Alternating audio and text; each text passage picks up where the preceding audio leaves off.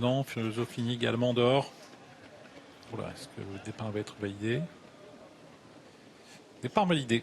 Départ validé pour le quintet avec Gray qui a été l'un des plus rapides. On accélère également dehors avec Imberland.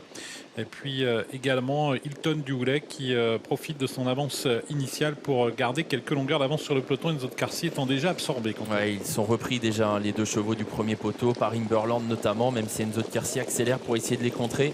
Possible que Théo Duval d'Estaing suive le mouvement, hein, pour ensuite avoir le dos d'Imberland. Ça risque d'être un peu tactique là, avec les favoris qui se marquent de près. Il y a Alto d'Hertals et Imberland.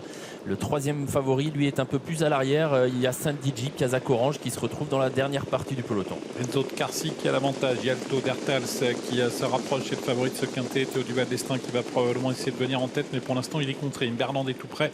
On a les deux favoris qui sont remarquablement partis, qui sont déjà l'un derrière l'autre pour venir devant les tribunes. Ouais, Théo Duval d'Estaing qui va prendre la tête sans trop forcer. Possible ensuite qu'Imberland puisse progresser à son tour. On va voir si Théo Duval d'Estaing a envie de laisser passer ou non Imberland, qui reste pour l'instant le nez au vent. Il y a Théo d'Hertals qui est un peu accéléré, qui est donc en tête pour se diriger vers la descente. Johan Le Bourgeois regarde derrière lui. Est-ce qu'il va avancer ou attendre un dos? Pour l'instant, Imberland reste en troisième position, le nez au vent. C'est Gray qui se rapproche à l'extérieur avec Intouchable également. Tous les deux qui vont rejoindre les premiers pour se diriger vers le bas de la descente et négocier le tournant tout en bas de cette descente sous l'impulsion toujours du favori Alto d'Hertals. Alto d'Hertals qui finalement donc reste en tête. Intouchable va progresser à son tour. Mathieu Abrivard qui le lance dans la descente pour faire un bout. Est-ce que Théo Duval d'Estaing va accepter un relais? Intouchable se rapproche. Alto d'Hertals garde la tête.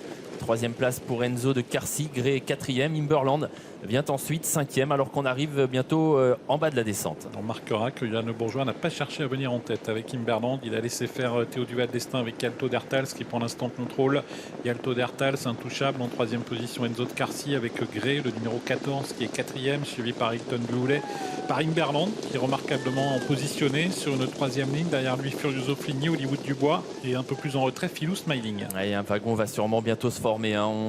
On joue un petit peu au jeu du chat et de la souris là, en montant avec des drivers qui hésitent un peu et finalement ça y est, ça se décale. Imberland qui va lancer peut-être l'offensive dans la montée. Il y a Alto d'Hertals à qui on vient de déboucher les oreilles, garde la tête. Intouchable est là aussi au centre. Enzo de Carcy essaye de garder le contact. Il est derrière les premiers avec également Furioso Fligny qui est en train de se rapprocher. Il y a Saint-Digi, l'un des favoris. Il est pour l'instant plutôt en queue de peloton. C'est la Kazakh Orange en léger retrait alors que la course est très sélective dans la montée. Il y a Alto d'Hertals, Imberland, les deux favoris côte à côte.